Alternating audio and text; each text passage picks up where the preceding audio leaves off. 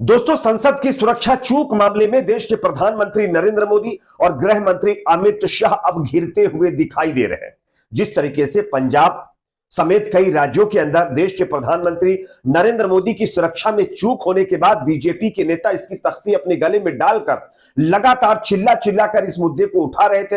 अब जब उनकी ही सरकार में संसद की सुरक्षा में चूक हुई है तो इस मुद्दे पर बीजेपी चुप्पी साध कर बैठी हुई है और इसी को लेकर के प्रधानमंत्री मोदी और गृह मंत्री अमित शाह के खिलाफ राहुल गांधी ने मोर्चा खोलते हुए इनके खिलाफ जबरदस्त पलटवार किया है। राहुल गांधी ने क्या कहा है, इसका जिम्मेदार अमित शाह और मोदी को बताते हुए एक बड़ा बयान दिया है जो आगे आपको सुनाएंगे। साथ ही साथ कई और बड़ी खबरें आपके सामने रखेंगे।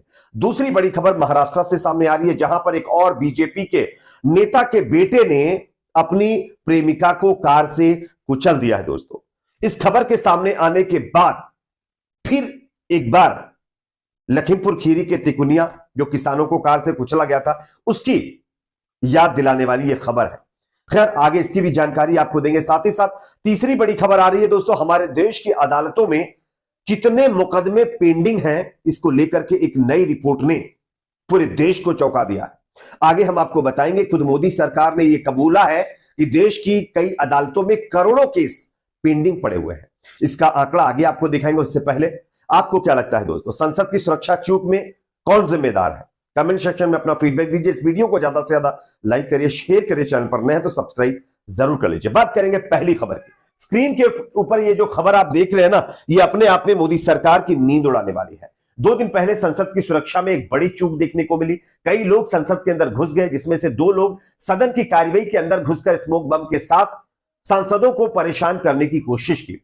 हालांकि उनमें से कई लोगों को पकड़ लिया गया है, लेकिन इस मामले में अब राहुल गांधी ने मोदी सरकार को टारगेट करते हुए एक जबरदस्त पलटवार किया है। आपको मैं खबर दिखा रहा हूं, देख सकते हैं। राहुल गांधी ने साफ कहा है कि संसद सुरक्षा में हुई चूक के पीछे सबसे बड़ा कारण बेरोजगारी है। पीएम मोदी के कारण युवाओं को रोजगार नहीं मिल रहा है, इस वजह से इस तरह की घटनाएं देखने को मिल रही हैं। यह अपने आप में राहुल गांधी का बहुत बड़ा आरोप मोदी सरकार और खास करके प्रधानमंत्री मोदी के ऊपर लगाया गया है। वैसे आप जानते होंगे हमारे देश के अंदर आज बेरोजगार कितनी बड़ी तादाद में है और इनका आंकड़ा लगातार बढ़ता जा रहा है। जो संसद के अंदर जिन लोगों ने सुरक्षा में सेंध लगाई, उनमें से आपको पता होगा एक महिला को भी पकड़ा गया। उस महिला के पास कई डिग्रियां हैं, एमए, बीएड, एमफिल जैसी कई डिग्रियां, डीएड जैसी कई डिग्रियां वो लेकर बैठी हुई है। उसको नौकरी नहीं मिल रही है। उसका कहना है कि उसके परिवार वाले मजदूरी करके, किसानी करके उसको मतलब पढ़ाए हैं, लेकिन उसको किसी तरीके की नौकरी ना मिलने की वजह से फ्रस्ट्रेशन में आकर के, टेंशन में आकर के, स्ट्रेस में आकर के उसने इस कदम को उठाया है। ये अपने आप में दर्शाता है कि देश के अंदर जो युवा तमाम डिग्रियां लेकर बैठे हुए हैं, उनको नौकरियां नहीं मिल पा रही है और इसकी मेन वजह सरकार की विफलता है। यह अलग बात है कि गोदी मीडिया में इसकी चर्चा नहीं की जाती है। जब विकास और बेरोजगारी के मुद्दे पर या नौकरी देने के मुद्दे पर बहस की बात आती है तो गोदी मीडिया के एंकर कन्नी काट जाते हैं। लेकिन राहुल गांधी ने यहां पर प्रधानमंत्री मोदी और अमित शाह को जबरदस्त पलटवार के साथ जो है निशाने पर लिया है। खैर, राहुल गांधी के इस बयान से आपको क्या लगता है? क्या मोदी सरकार पर इसका कोई फर्क पड़ेगा? कमेंट सेक्शन में अपना फीडबैक जरूर दीजिए। एक और खबर की बात करेंगे दोस्तों। देश के गृह मंत्री अमित शाह को भी जो है लोग अब लगातार घेर रहे हैं और वो भी घिरते हुए दिखाई दे रहे हैं। दरअसल कांग्रेस पार्टी के नेता मल्लिकार्जुन खड़गे ने यह कहा है कि गृह मंत्री के पास टीवी शो में बैठने के लिए समय है, लेकिन संसद आने तक के लिए 5 मिनट का समय नहीं है। दरअसल तमाम विपक्षी पार्टी के नेता संसद के अंदर गृह मंत्री अमित शाह से यह जवाब चाहते हैं कि आखिरकार संसद की सुरक्षा में सेंधमारी कैसे हो गई, संसद की सुरक्षा में इतनी बड़ी चूक कैसे हो गई। लेकिन गृह मंत्री अमित शाह संसद के अंदर नहीं जा रहे हैं। हाँ, यह अलग बात है, गृह मंत्री अमित शाह के पास टीवी शोज के ऊपर बैठने के लिए बहुत सारा वक्त है, लेकिन संसद के अंदर अपनी जिम्मेदारियों के लिए जवाब देने का वक्त नहीं है। और इसी को लेकर के आप देख सकते हैं मल्लिकार्जुन खड़गे ने सवाल खड़े किए हैं और गृह मंत्री अमित शाह को घेरा है। एक और खबर मैं आपके सामने रखना चाहता हूं जो अपने आप में चौंकाने वाली है दोस्तों। वैसे बीजेपी के नेता जो है ना, उनके बेटे अक्सर बड़े बड़े कांड करने के लिए माहिर माने जाते हैं।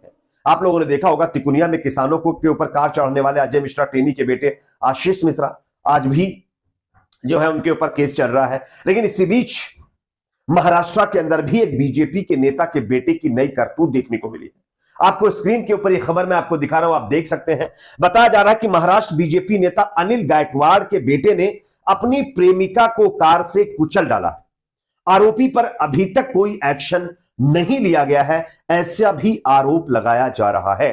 अब आप बताइए, इसी तरीके से आप लोगों ने देखा होगा तिकोनिया वाले कांड में भी देखने को मिला था। बहुत ज्यादा प्रेशर बढ़ने के बाद आशीष मिश्रा को गिरफ्तार किया गया था, लेकिन उसके बाद यह नया मामला देखने को मिला है, जहां पर महाराष्ट्र के अंदर बीजेपी नेता अनिल गायकवाड़ के बेटे ने अपनी प्रेमिका को कुचल दिया। आरोपी पर अभी तक कोई एक्शन नहीं लिया गया है। वैसे इस पर आप कुछ मत बोलिएगा, क्योंकि आप जानते हैं महाराष्ट्र में बीजेपी की सरकार है, और जहां पर बीजेपी की सरकार है, डबल इंजन की सरकार होती है, वहां पर विकास की गंगा बहती है, लॉ एंड ऑर्डर लोहे से ज्यादा मजबूत हो जाता है। और इसी विकास की गंगा वाले राज्यों में, डबल इंजन वाली सरकारों में किस तरीके की कांड खुद बीजेपी के नेता कर रहे हैं, ये आप देख सकते हैं। इससे पहले आप लोगों को पता होगा, सोनभद्र के अंदर भी एक बीजेपी के नेता के ऊपर एक बच्ची के साथ दुष्कर्म करने के मामले में कोर्ट ने सजा सुनाई है। 25 साल की बीजेपी नेता को सजा मिली है और 10 लाख रुपए का जुर्माना भी लगा। और उसके बाद ये एक और नया मामला देखने को मिल रहा है। एक और खबर मैं आप लोगों के साथ शेयर करना चाहता हूं, जो अपने आप में चौंकाने वाली है। दोस्तों, हमारी अदालतों में, हमारे देश की अदालतों में कितने केसेस पेंडिंग पड़े हुए, इसको लेकर के एक नई रिपोर्ट ने पूरे देश को चौंका दिया है। स्क्रीन के ऊपर आप देख सकते हैं इस खबर को। यह खबर अपने आप में बेहद चौंकाने वाली है।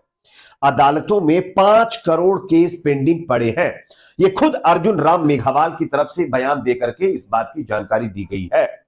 80,000 मामले अभी भी सुप्रीम कोर्ट के अंदर पेंडिंग है। 61 लाख मामले देश की 25 हाई कोर्ट में पेंडिंग पड़े हुए हैं। अब आप बताइए, इतने ज्यादा केसेस पेंडिंग होने के बावजूद जब जजों की नियुक्ति की बात आती है, तब फाइल जब मोदी सरकार के पास जाती है तो वो उसको अपने पास ही रख लेती है। उसमें जो नाम दिए जाते हैं, ना तो उसको मतलब रिजेक्ट करती है, ना उसको अप्रूवल देती है।